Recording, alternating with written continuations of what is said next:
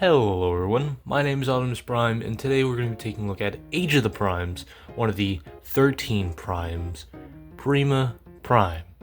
Now before we get into anything regarding Prima Prime here, we're going to take a look at the box. So, as you can see, kind of getting rid of that camera glare now from the lighting, you can see Prima Prime on the side of the box here.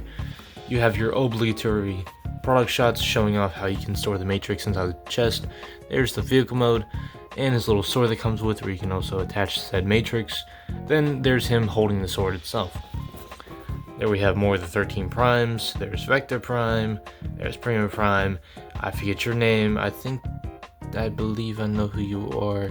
Oh my god, so many people are probably gonna go after me in the comments for this. Maybe not, I don't know. But he is a Voyager class and all that other gibberish. There's the front of the box, again, said product shots, blah blah blah, and we don't care about the box anymore. Now, we're getting back into the actual figure. So, yeah, this is, get a good old look at that head sculpt there on Prima Prime. Very clean though, it's very clean. You also have more of that, chest detail as well. You have some more panel lining and whatnot on the crotch and the side skirts. On the shoulders as well, they do have a nice blue on them too. And then the legs, they're quite detailed as well. It's just sad that there's not too much like paint wise or whatnot, kind of picking out some of those details. I kind of wish they used like a little bit more gray instead of like the dark gray and like the very, very lightest like whitish gray. But they also use like some blue. But I mean, it's not the worst thing in the world though. I know that there's a lot of people that say that he's bland, but I don't really seem to agree. I just like the look of him. He also gives off like this knight kind of presence. I don't know, something about the figure just gives off that knight presence. Now, diving into articulation. So first, his head sculpt does have a ball joint so it can look all the way around. There's a cutout on the back to where he can look all the way up, and he can look a little bit more down.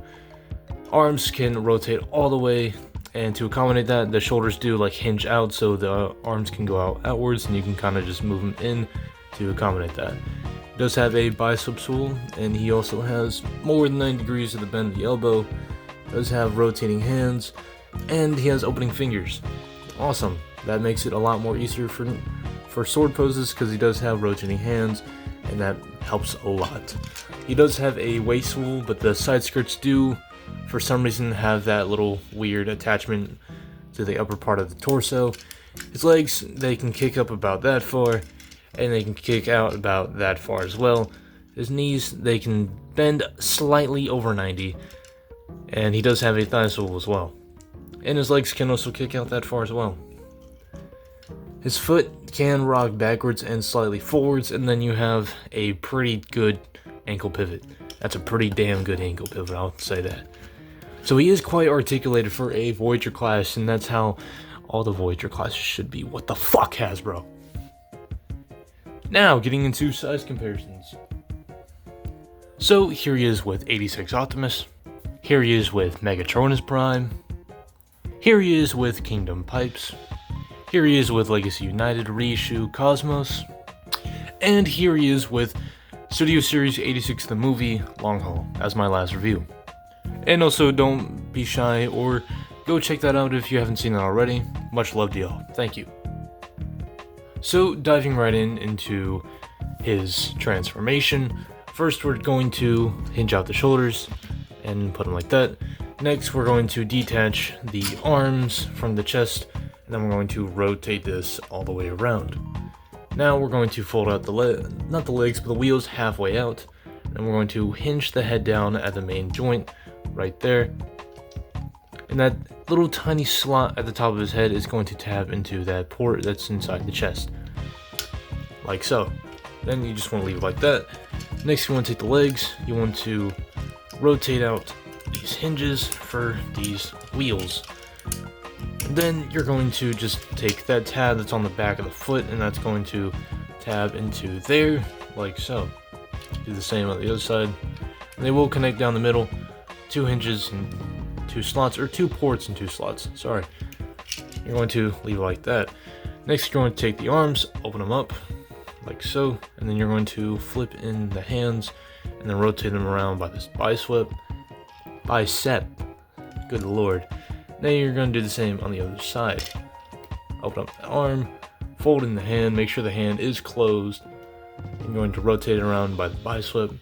I keep mispronouncing it. Then next, you're going to hinge up these two hinges like so. And then those two slots at the top of here are going to tab in said slots, but you do have to kind of line it up, make sure that tabs in. Sometimes mine doesn't like to do that on my copy, which I find extremely annoying, but I have to get past it to love the figure, because it is a good figure, just has the little tiny little mess-ups. Next, you're going to take the arm, and there is a slot in there where the arm is going to hook onto and slide right in, like so, and yeah. Now, you're going to take the legs, you're going to bend them like this, you're going to fold them up, and you're going to move the toes to pass this panel. You're going to have to untab the little arm here to get this to fold in. I see where I messed up at. You basically want to unhinge the chest, or you want to untap it, and then you want to rotate in the legs so they accommodate for that. Next, you want to tab the said forearms back into the little backpack here. Sometimes this part doesn't like to always work for me. Oh gosh. Come on. There you go. Come on. Alright, 1 second. And there we go. All nice and tabbed in. Now we're going to take those two tabs that are on the knees, and they're going to go into that little port that's on the inside of the forearm if the forearm doesn't untab. That's the one small complaint I have about this figure, is that certain things don't like to tab in. So give me 1 more second.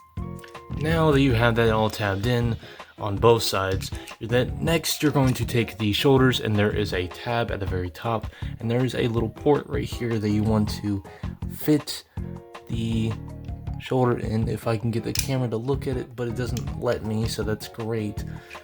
Love that out of you, camera, thank you. You can kind of see it right here if you line it up. Let me zoom in for you. Zoom in, there you go. Kind of get that little tab, come on, damn it. There you go. Tapped in like so. It's a little bit of a tight connection, but it's a bit annoying. But next you want to fold in the wheels, and they will tab in, unlike a lot of the other joints on this. Next you want to unhinge these, and they will simply tab in like so. Very easy, very nice. You want to make sure that they're completely straightened out too, and not like hinge out. Oh, this came on tab again. Oh, no. Wait. Oh, wait. Okay, no, minor issue. Okay, nice. Now that is Prima Prime's alt mode, and I freaking love it. It's a Cybertronian kind of truck thingy that's different. It's not just some random truck or all-known sports car that we all know. It's actually something new. Thank you.